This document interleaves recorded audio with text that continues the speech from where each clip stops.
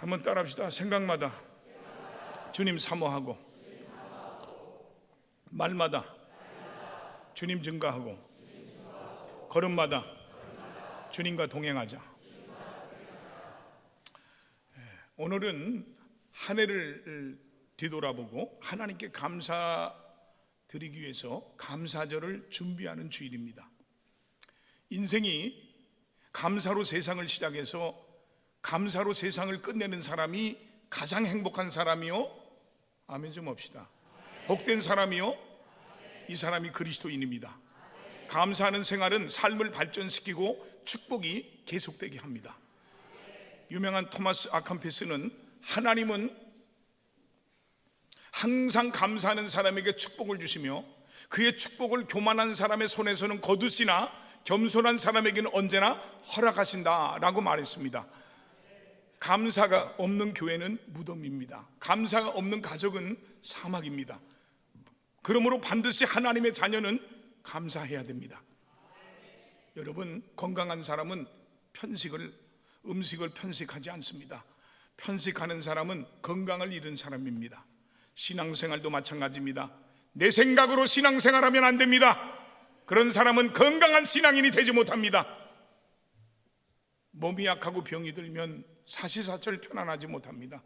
봄에는 나른하고요, 여름에는 더위를 심하게 타고요, 가을에는 소화불량에 걸리고요, 겨울에는 늘 감기를 달고 삽니다. 그러나 건강한 사람은 어떤 상황에서도 병들지 않고 이겨냅니다. 여러분들은 건강한 신앙인이 되어서 어떤 어려움이 있어도 이겨내고 범사에 감사할 수 있기를 주님의 이름으로 축원을 드립니다. 신앙을 나무의 뿌리라고 한다면 열매는 감사라고 할 수 있습니다. 그러므로 감사의 열매를 거두는 것이 신앙의 결실입니다. 슈만슈타인은 사랑은 표현할 때까지는 사랑이 아니요, 종은 울릴 때까지 종이 아니요, 복은 감사할 때까지는 복이 아니다 라고 말했습니다. 성경에는 하나님께서 지키라고 명령하신 세 가지 절기가 있습니다. 유월절과 맥주절과 수장절입니다. 첫째로 유월절은 자유의 절기입니다. 이스라엘 백성들이 애굽의 노예에서 해방된 날을 잊지 않게 하시기 위해서 지키라고 명하신 절기입니다.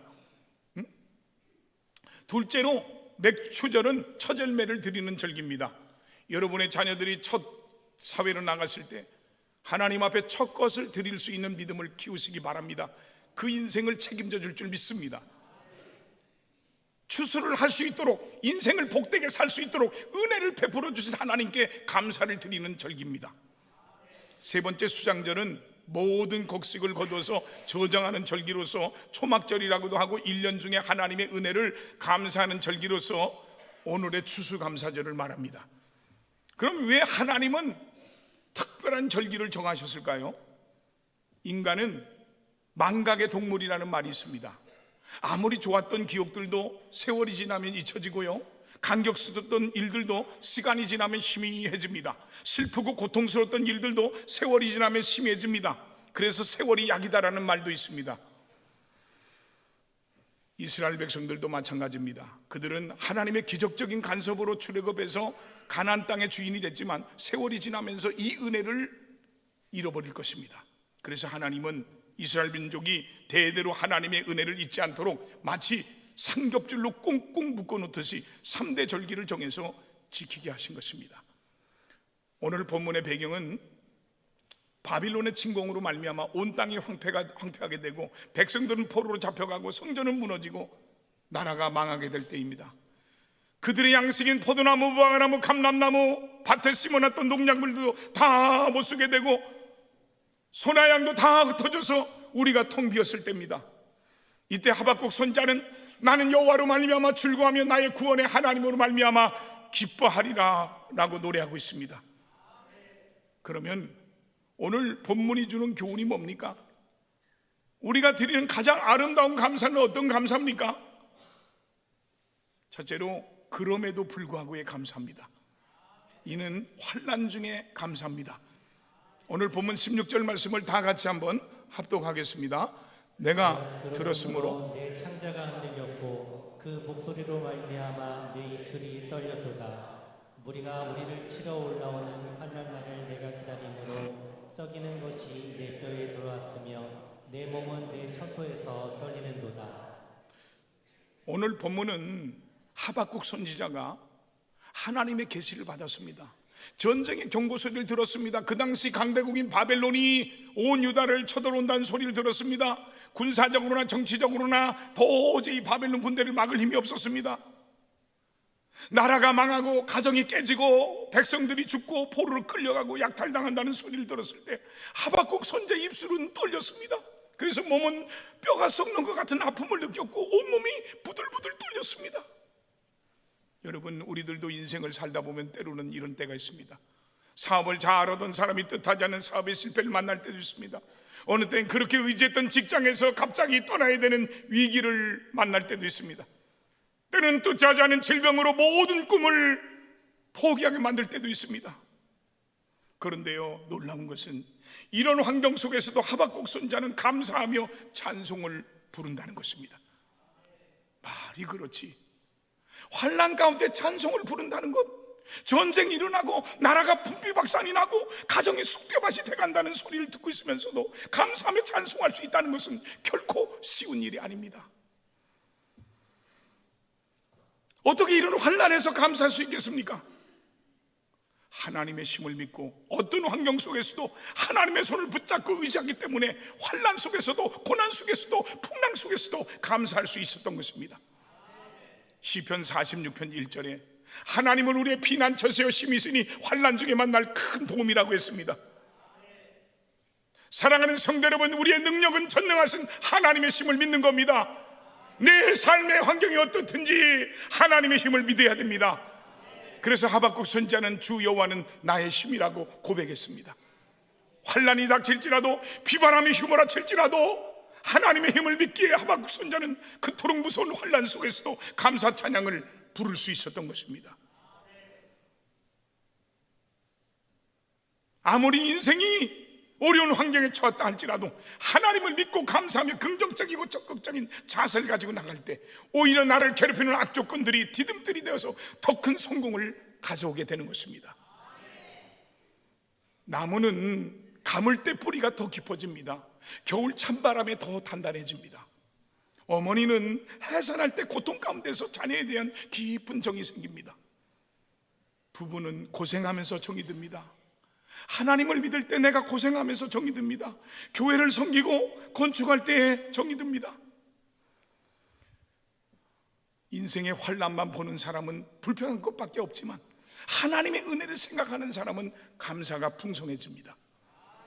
서양 속담에 행복은 언제나 감사의 문으로 들어오지만 불평의 문으로 나간다라고 말했습니다. 어떤 환경에서도 감사할 수 있는 믿음이 있다면 환경을 변화시키는 기적을 체험하게 될 것입니다. 환난 날에 망하는 사람이 있고요, 환난 날에 축복의 기회가 되는 사람이 있습니다. 그래서 욥기 23장 10절에 욥은 이렇게 말합니다. 내가 가는 길을 그가 아시나니 그가 나를 단련하신 후에는 내가 순금같이 되어 나오리라 그랬습니다. 연단 받은 후에 죽어서 나오는 사람이 있고요, 연단 받은 후에 정금같이 되어서 나오는 사람이 있습니다. 연단 속에서 하나님의 은혜를 많이 받고 나오는 사람은 금같은 믿음을 얻어서 나오고요, 믿음이 없는 사람은 연단 속에서 영혼도 죽고 육체도 죽어서 나옵니다. 인격도 죽어서 나옵니다. 믿음의 사람은 환난 날에 하나님의 은혜를 받아서 삶이 정금같이 돼야 됩니다. 바울과 실라가 빌립보성에서 복음을 전하다가 억울하게 붙잡혀서 매를 맞고 온몸이 피투성이가 된 채 발에 자꾸를 차고 감옥에 갇혔습니다. 바울과 실라는 참으로 기가 막히고 코가 막히고, 물론 코가 막히면 죽습니다. 힘들고 분하고 답답하고 고달프고 억울한 밤이었습니다. 이런 인생의 찰흙 같은 절망의 밤에 바울과 실라가 일어나서 하나님께 원망 불평하지 아니하고 감사 찬송을 드렸습니다. 그랬더니 하나님께서 이 칠흑같이 어두운 혼란의 밤에, 이 고난의 밤에 옥토가 움직이고 옥문이 열려지고, 아멘 좀 하십시다, 묶였던 쇠사슬이 풀려지는 기적을 주셨습니다. 왜 그랬습니까? 바울과 실라가 환난 중에도 고난 중에도 감사를 드렸기 때문입니다. 그들은 믿음으로 환난과 고난을 이기고 하나님의 은혜를 받았습니다. 표준 세번역 성경 고린도후서 4장 15절에 보면 이 모든 일은, 이 환난이나 고난이나 그 어떤 것이든 다 여러분을 유익하게 하려고 일어났습니다. 그리하여 하나님의 은혜가 점점 더 많은 사람에게 퍼져서 감사하는 마음이 넘치게 하고 하나님께 영광을 돌리게 하려는 것입니다 라고 했습니다. 감사란 깜깜한 밤에 환한 불을 밝히는 것과 같습니다. 싸늘한 불이기가 있는 차가운 방에 따뜻한 난로를 피우는 것과 같습니다. 감사란 깜깜하고 악취가 나는 곳에 향기를 뿌리는 것과 같습니다. 그러므로 우리 모두 감사하며 살아야 됩니다. 악마가 불평의 씨앗을 들고 우리들 사이에 다니며 심습니다. 그러나 이 씨앗을 아무리 심어도 싹이 나지 않고 열매가 나지 않는 땅이 있습니다. 감사 찬송을 부르는 성도의 마음속에는 마귀가 불평의 씨앗을 심어도 싹이 나지 않습니다. 감사가 넘치는 마음, 찬송이 넘치는 마음, 사랑이 넘치는 마음, 기도가 넘치는 마음, 헌신이 넘치는 마음, 긍휼이 넘치는 마음의 사람에게는 불평과 원망의 씨앗이 나지 않습니다. 감사로 모든 것을 바꿔놓는 성도들이 다 되시기를 주님의 이름으로 축원을 드립니다. 지금 환난 가운데 계신 분이 있습니까? 바울과 실라처럼, 하박국 선지자처럼 환난 중에도 고난 중에도 감사함으로 하나님의 기적 같은 도움의 역사가 일어나기를 진심으로 축원드립니다. 또한 그럼에도 불구하고의 감사란 없는 중에도 드린 감사합니다. 오늘 보면 17절로 18절 다 같이 한 번 더 읽겠습니다. 비록 무화과 나무가 무성하지 못하며 포도나무에 열매가 없으며 감람나무에 소출이 없으며 밭에 먹을 것이 없으며 우리의 양이 없으며 외양간에 소가 없을지라도 나는 여호와로 말미암아 즐거워하며 나의 구원의 하나님으로 말미암아 기뻐하리로다. 여러분, 사람이 있는 중에 드리는 감사는 누구나 할 수 있습니다. 사업이 잘 될 때, 생활의 여유가 있을 때, 기분 좋을 때 드리는 감사는 누구든지 할 수 있습니다. 그러나 지금 하박국 선지자는 한 해 동안 농사를 졌지만 아무 소득이 없습니다. 열매가 없습니다. 우리의 양이 없습니다. 외양간의 소가 다 도망갔습니다. 그래서 이제 먹고 살 것도 없고요, 하나님께 제사 드릴 재물조차 없습니다. 아마 이런 환경이라면 절망하지 않을 사람이 어디 있겠습니까? 낙심하며 원망하지 않을 사람이 어디 있겠습니까? 하나님이 살아계시다면 어떻게 내게 이럴 수 있느냐며 세상을 원망하고 하나님을 원망하고 환경을 원망하며 아마도 절망에 빠졌을 것입니다.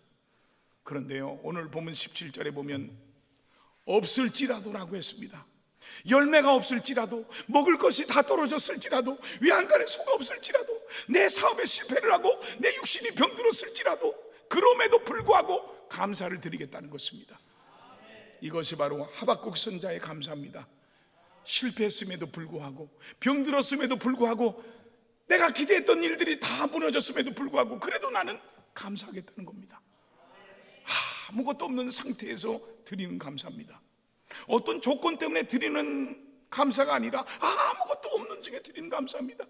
이것이 바로 하박국 선지자의 그럼에도 불구하고의 감사입니다.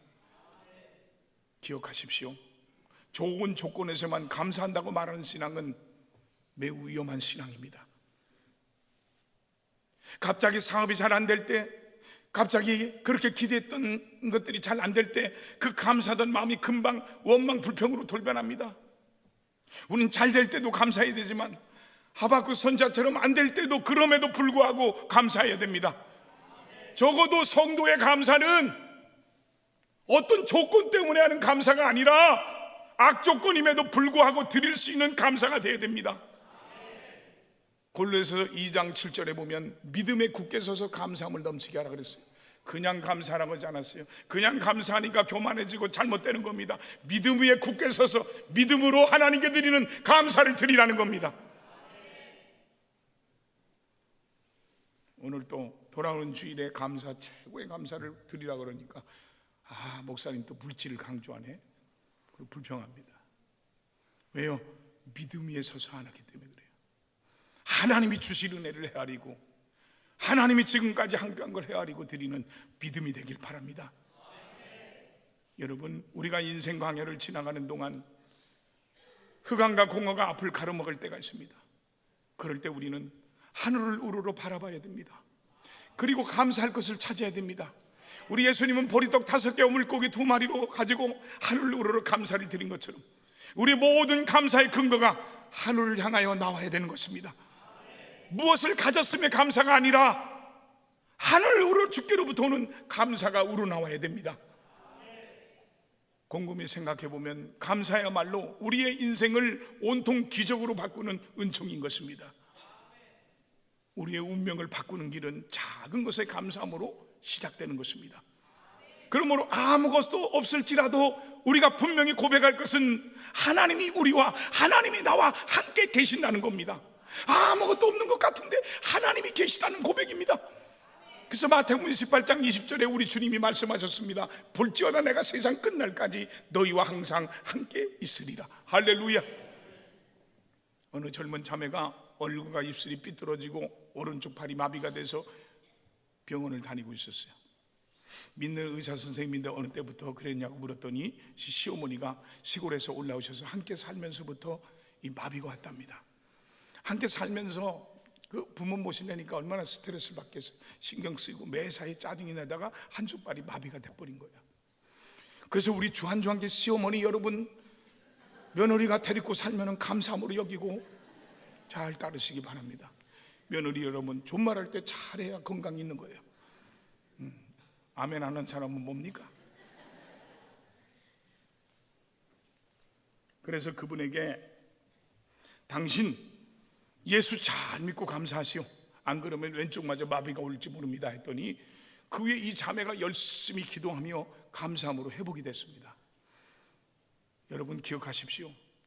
좋은 조건에서만 감사한다고 말하는 신앙은 매우 위험한 신앙입니다. 갑자기 사업이 잘 안 될 때, 갑자기 직장에서 실직했을 때, 기대했던 것들이 안 됐을 때 그 감사하던 마음이 금방 원망 불평으로 돌변하기 쉽습니다. 우리 성도들은 잘 될 때만 감사해야 돼, 잘 될 때에도 감사해야 되지만 하박국 선지자처럼 안 될 때에도 그럼에도 불구하고 감사할 수 있어야 됩니다. 그 데살로니가전서 5장 18절에 보면 범사에 감사나 이것이 그리스도 예수 안에서 너희를 향하신 하나님의 뜻이라 그랬어요. 실패했을 때나 성공했을 때나 역경에서나 순경에서나 모든 일에 감사하는 것이 하나님의 뜻이라고 말씀했습니다. 신앙은 주어진 환경이 어떻든 감사하는 겁니다. 그럴 때만이 진정한 감사의 삶을 살 수가 있는 것입니다. 참으로 깊은 신앙의 감사는 무슨 일이 잘 될 때만 감사하는 게 아니라 역경 중에도 고난 중에도 감사하는 겁니다. 영국의 유명한 신학자 메트웰리가 하루는 집회를 마치고 늦은 밤길에 집으로 돌아오다가 그만 강도를 만났어요. 가지고 있는 돈과 시계와 옷을 빼앗기고 피투성이가 되도록 맞았습니다. 가족들이 너무 놀랐어요. 이런 일을 당하면 속상한 것이 보통 사람들의 마음입니다. 그런데 이 메트웰리는 그 가운데서도 돌아와서 서재에 앉아가지고 감사의 조건을 찾아서 4가지를 감사했습니다. 첫째는 지금까지 강도 만나지 않은 것을 감사하고, 두 번째는 강도를 만났지만 생명을 잃지 않은 것을 감사하고, 세 번째는 가진 것을 다 뺏겼지만 아직도 자기에게 남아있는 것이 있음을 감사했고, 네 번째로 자신이 강도가 되지 않은 것을 감사했습니다.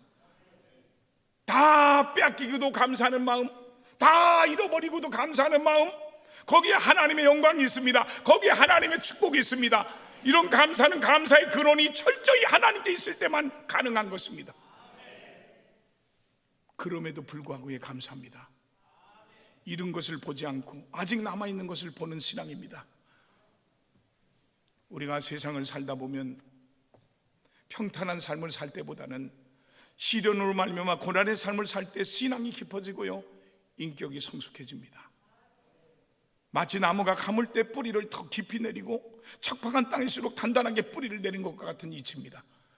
그래서 시편 1편 3절에 보니까 그는 복 있는 사람, 감사하는 사람은 시냇가에 심은 나무가 철을 따라 열매를 맺으며 그 잎사귀가 마르지 않은 같으니 그가 하는 모든 일이 다 형통하리로다 그랬습니다. 성경 다니엘 3장에 보면 사드락과 메삭과 아벳느고는 신앙을 지키다가 평상시보다 7배나 뜨거운 풀무불 속에 들어갔지만 그리 아니하실지라도의 신앙으로 머리털 하나 상하지 아니하고 우리 주님이 함께 하심으로 승리한 줄 믿습니다.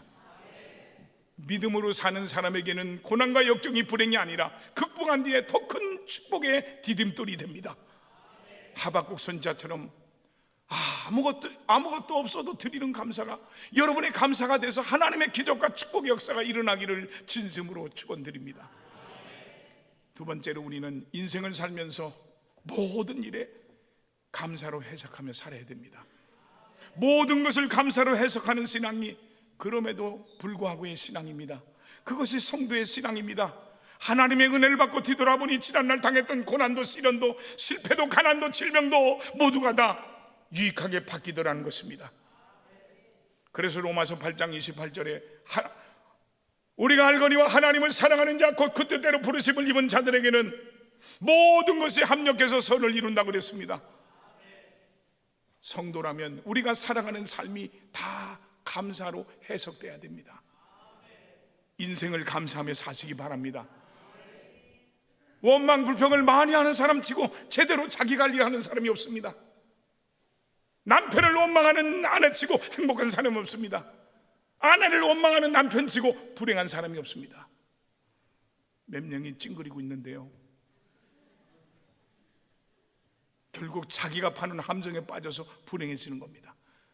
감사를 모르는 사람일수록 시기심과 질투심과 탐심이 많습니다. 이런 사람은 자신도 불행해지고 남도 망하게 만듭니다. 사람은 뿌린 대로 심은 대로 거둡니다. 불평을 심으면 불행을 거두고, 감사를 심으면 은혜를 거두고, 아멘 좀 합시다. 기쁨을 거두고, 평안을 거두고, 축복을 거둡니다. 범사에 감사를 심을 수 있길 바랍니다. 미국 어느 한인교회 목사님이 식당에 들어가서 음식을 주문하려고 하는데 종업원의 서비스가 엉망이었어요. 메뉴판을 던지듯이 놓고 가더니 음식을 주문하니까 역시 툭 놓고 가버렸습니다. 이 목사님이 기분이 나빠서 먹고 싶지 않았지만 기도를 하니까 하나님께서 그래도 감사라고 하셨어요. 야, 너는 그래도 저 여자보다 팔자가 낫지 않냐? 이 낯설은 미국 땅에 와서 음식을 주문하고 먹을 수 있으니 무조건 감사해라. 그래서 하나님께 감사기도를 드리고 음식을 먹었어요. 미국에서는 음식을 다 먹고 나면 여러분이 이걸 알아야 돼요. 반드시 팁을 주게 돼 있는데요, 기본급만 받고 나머지 팁으로 먹고 사는 거예요. 그렇기 때문에 팁을 줘야 되는데 이 목사님이 정해진 액수보다 3배의 팁을 놓고 나왔어요. 그러자 그 종업원이 황급히 따라 나오면서 말을 합니다. 손님, 돈을 놓고 가셨어요? 그러자 그 목사님이 웃으면서 놓고 간 것이 아니라 당신에게 주는 팁입니다. 그랬더니 아니, 무슨 팁을 이렇게 많이 주세요? 오늘 당신의 얼굴을 보니까 뭔가 불편한 일이 있는 것 같아서 기분이라도 좋으라고 팁을 많이 줬습니다. 그랬더니 그 종업원은 눈물을 글썽거리면서 자신의 얘기를 합니다. 사실 그 여인은 전날 남편에게 이혼을 당해서 만사가 귀찮은 상태입니다. 그래서 남자만 봐도 찌긋찌긋하고, 여기 벌써 인상 쓰는 분이 몇 분 있어요. 그러면 안 돼요. 내가 아까 우리 집사람 보니까 인상은 안 쓰더라고. 당연히 나이가 드니까 사람이 바뀌어요. 없으니까 얘긴데, 빨래거리를 다 해가지고요 소파에다 대던져놔요. 내가 호주 갔을 때 한번 접어줬더니 그 다음부터 할 수 없이 그거 접었어요. 먹고 살래니까 할 수 없더라고. 그래서 남자만 봐도 지긋지긋하고 서비스할 기분도 생기지 않더랍니다. 그 이야기를 들은 목사님이 자기는 목사라고 소개를 하자 그 여인은 눈물을 흘리면서 거듭 감사하다는 인사를 했어요.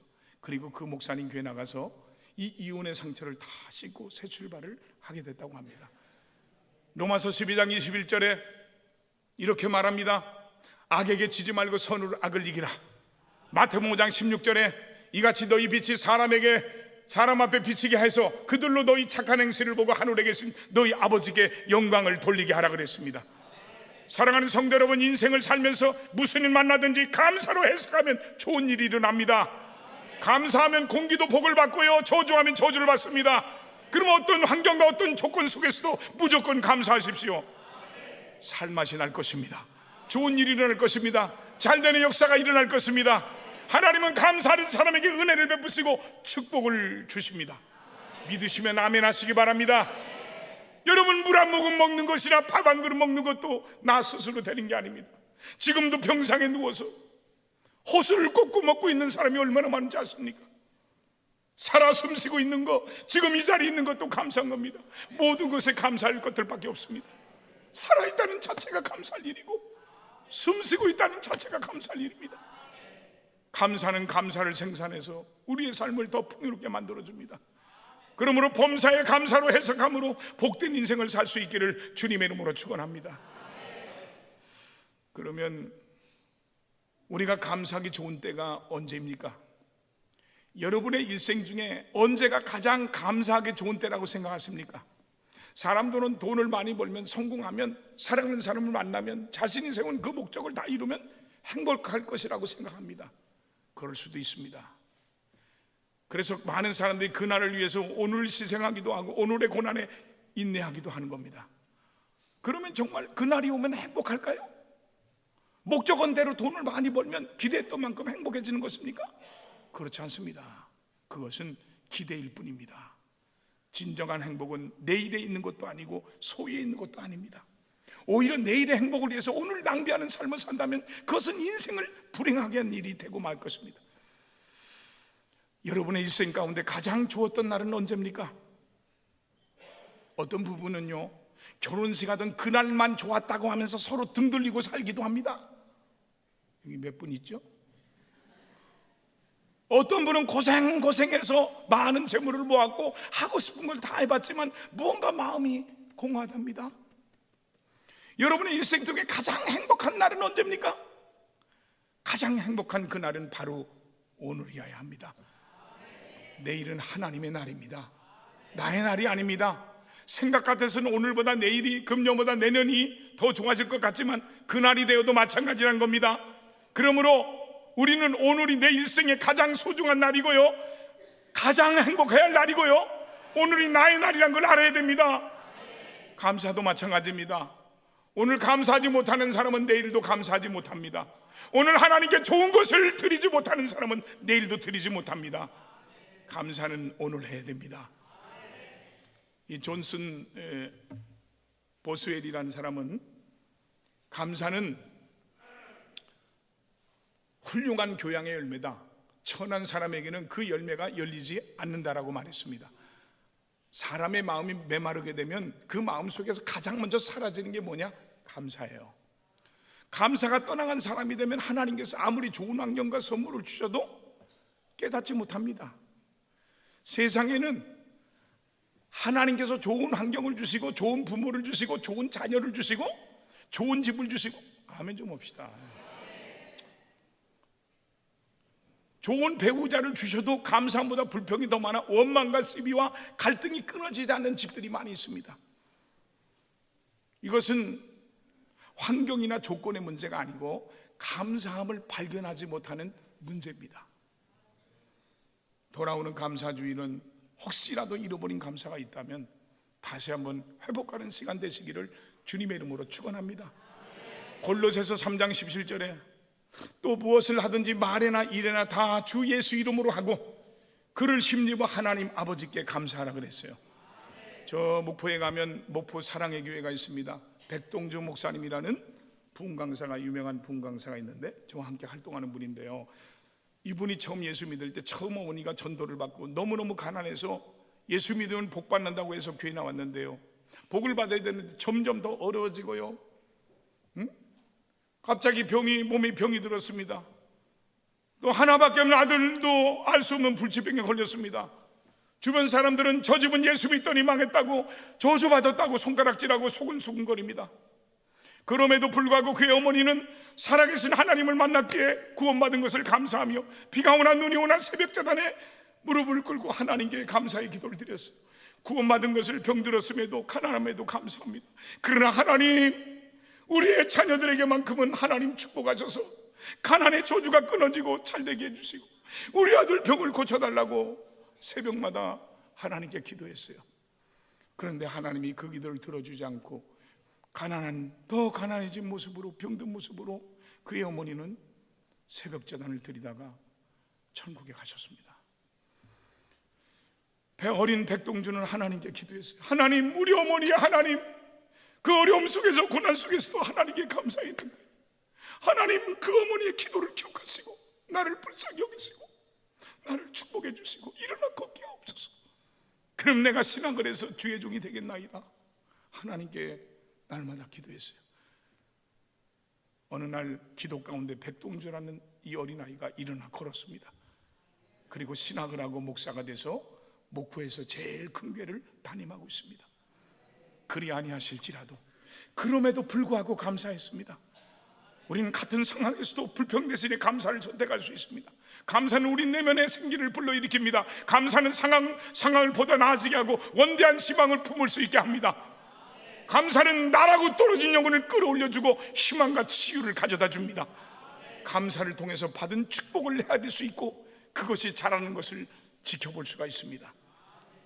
그러므로 신앙인에게 감사는 한 번 스쳐 지나가는 감정이 아니라 몸에 배있는 습관이 되어야 됩니다. 그러기 위해서는 훈련이 필요합니다. 불평의 사람, 감사의 사람의 하루의 삶이 있습니다. 불평의 사람은 월요일은 원래 불평하고, 화요일은 화내면서 불평하고, 수요일은 수수하게 불평하고, 목요일은 목이 터지도록 불평하고, 금요일은 금세 불평하고 또 불평하고, 토요일은 토하도록 불평하고, 일요일은 일찍부터 불평한답니다. 그런데 감사의 사람은요, 월요일은 원래 감사하고요, 화요일은 화끈하게 감사하고요, 수요일은 수수하게 감사하고, 목요일은 목이 터지도록 감사하고요, 금요일은 금세 감사하고 또 감사하고요, 토요일은 토하도록 감사하고요, 일요일은 일찍부터 감사합니다. 사랑하는 성도 여러분, 세상을 살아가며 불평과 불만이 많은 사람은 감사를 연습해야 됩니다. 감사는 행복해지는 연습이고 불평은 불행해지는 연습입니다. 어느 것을 택하든지 자유입니다. 그러나 분명한 것 하나는 행복해지는 길이 있고 또 다른 하나는 불행해지는 길이 있습니다. 불평은 감사를 잊은 자에게 내리는 벌입니다. 여러분, 지난 1년의 삶을 돌아보며 감사가 먼저 나옵니까? 아니면 불평이 먼저 나옵니까? 마음속에서 감사가 솟아나오면 잘 될 징조입니다. 틀림없습니다. 감사하는 사람 평생 행복하고요, 범사에 잘 되는 축복을 받을 것입니다. 우리 예수님께서도 마태복음 25장 29절에서 무릇 있는 자는, 무릇 감사하는 자는 더 받아 풍족하게 되고 없는 자는, 불평하는 자는 그 있는 것까지 뺏기리라고 말씀하셨습니다. 무슨 말입니까? 감사할 조건을 찾아서 감사를 드리면 하나님께서 더 많은 감사의 조건을 주신다는 겁니다. 골로새서 2장 6절로 7절에 그러므로 너희가 그리스도 예수를 주로 받았으니 그 안에서 행하되 그 안에 뿌리를 박으며 세움을 받아 교훈을 받은 대로 믿음에 굳게 서서 감사함을 넘치게 하라고 했습니다. 오늘 예수 그리스도를 내 구주로 영접한 여러분들은 오늘 이 말씀대로 주님 안에서 믿음의 뿌리를 받고 감사를 넘치게 하십시오. 여러분 입술에서 감사가 넘치게 하십시오.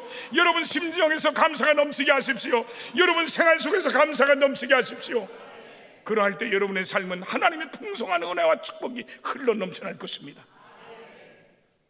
여러분, 풍성한 추수의 계절에 전화 받으세요. 핸드폰을 항상 끄는 습관을 가져주시길 바랍니다. 풍성한 추수의 계절에 하나님께서 나에게 베풀어 주신 은혜를 헤아려보며 감사하는 성도들이 되기를 바랍니다. 또한 지금 힘들고 어려운 가운데 있더라도 그럼에도 불구하고 감사함으로 문제를 해결하고 승리하기를 주님의 이름으로 축원을 드립니다.